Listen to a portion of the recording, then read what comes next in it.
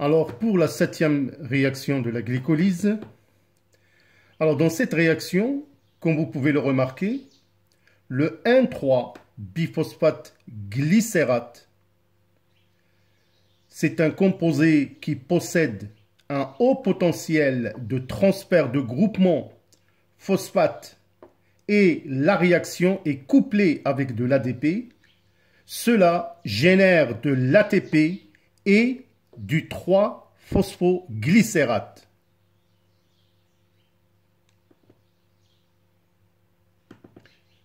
Bien évidemment,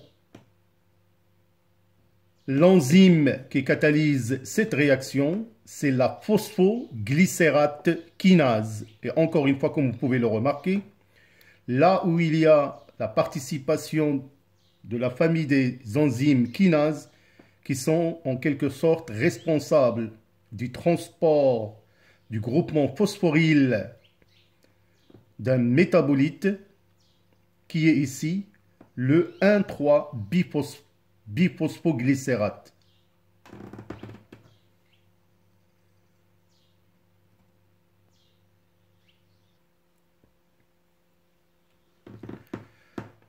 Dans la 8e réaction, alors on va observer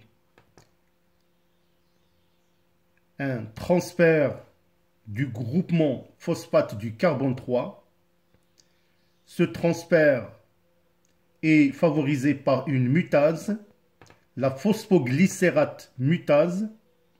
Alors cette enzyme va catalyser le transfert du groupement phosphate du carbone 3 au carbone C2 du 2-phosphoglycérate.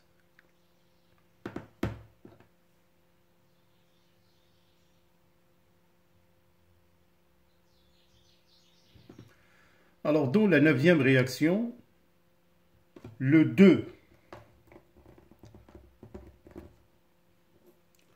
2-phosphoglycérate est déshydraté en phosphoénol pyruvate que nous notons PEP. Donc, on assiste à une déshydratation. Alors, cette déshydratation, ou plutôt la réaction, est catalysée par une enzyme, une énolase. Alors, cette catalyse permet la formation d'une double liaison entre le carbone 2 et le carbone 3.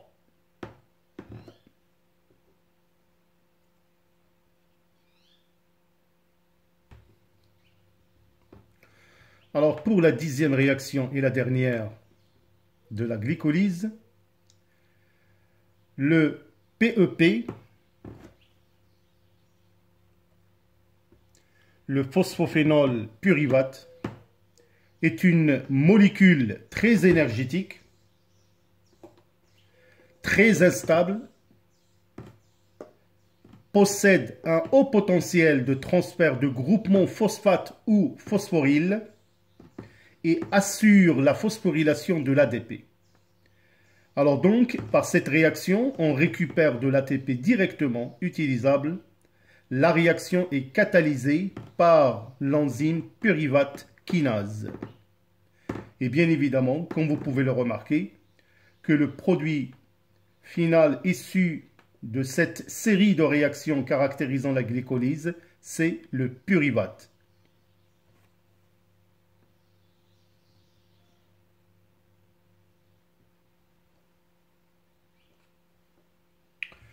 Notez bien que les réactions de la glycolyse, surtout le numéro 1, 3 et 10, après des résultats de mesure de l'enthalpie libre, des résultats qui ont été faits dans un globule rouge, on a trouvé que les variations d'enthalpie libre, ils sont très négatives.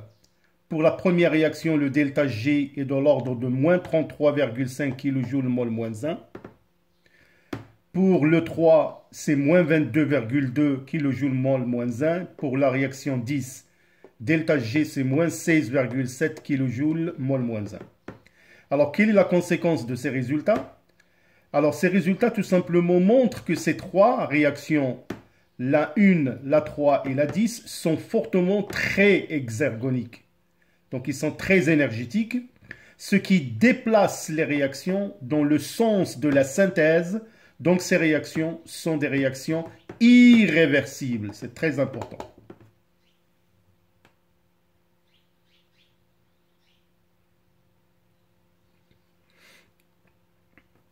Alors le bilan énergétique de la glycolyse, on peut le résumer dans cette réaction.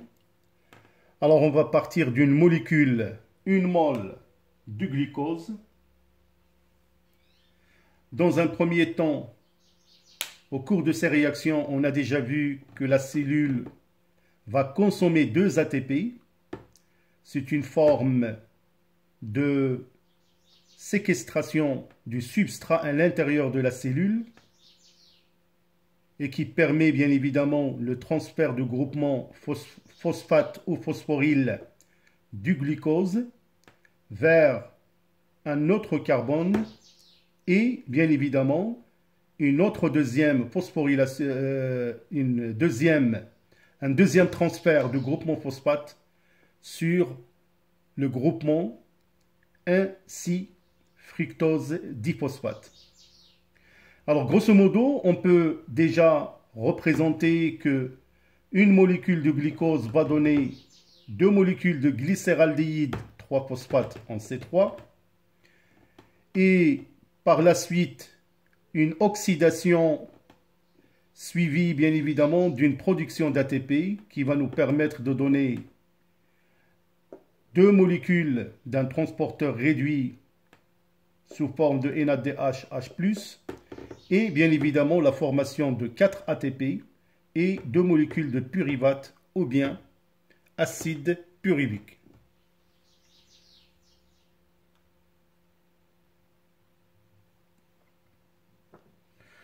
Alors le bilan énergétique, on peut l'écrire autrement, sous la forme d'une réaction bilan.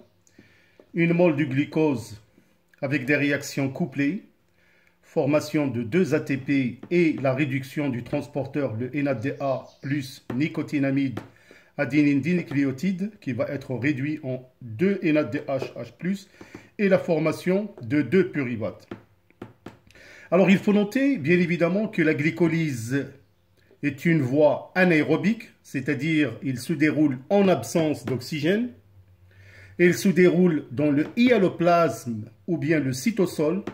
Et le bilan de cette réaction de la glycolyse, qui est composée, comme on vient de le voir, de 10 réactions, 2 ATP, 2 NADH, H+, et 2 pyruvates.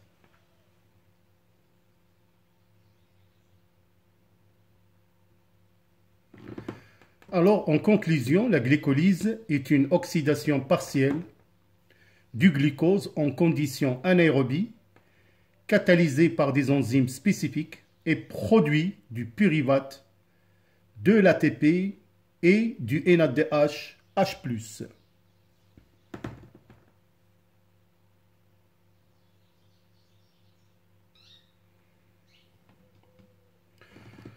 Alors, pour terminer cette capsule, nous allons bien évidemment se poser la question, donc, quel est le sort ou bien le devenir des 2 pyruvates formés par le processus de la glycolyse?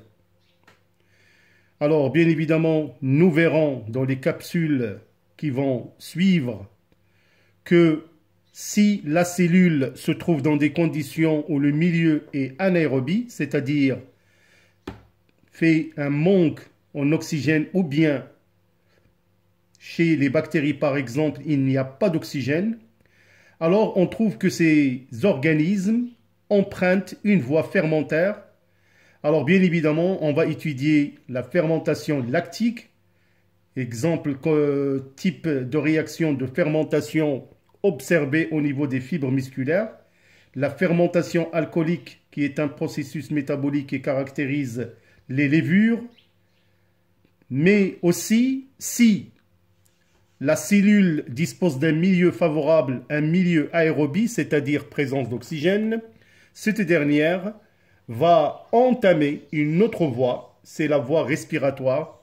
Et là, on va assister au déplacement des 2 pyruvates qui vont passer de l'hyaloplasme ou le cytosol pour passer dans un organite qui est la mitochondrie, qui est le central énergétique de la cellule, et à son niveau, précisément au niveau de la matrice mitochondriale, l'acide pyruvique va se transformer en acétylcoenzyme A. Par la suite, il va rentrer dans une série de réactions cycliques appelées le cycle de Krebs. Les produits ou bien les transporteurs réduits issus du cycle de Krebs vont bien évidemment être réoxydés par un processus métabolique au niveau de la membrane interne mitochondriale par le processus de la phosphorylation oxydative. Alors voilà mes chers élèves, le processus de la glycolyse. Tout dépend bien évidemment de vous, de vos commentaires. Si vous voyez que la capsule vous a donné un plus, j'attends vos commentaires et à ce moment-là, je peux vous proposer bien évidemment de vous proposer des capsules en biochimie en détaillant beaucoup plus en détail ces phénomènes biochimiques, la fermentation et la respiration cellulaire et bien évidemment d'autres phénomènes biochimiques qui caractérisent l'activité cellulaire.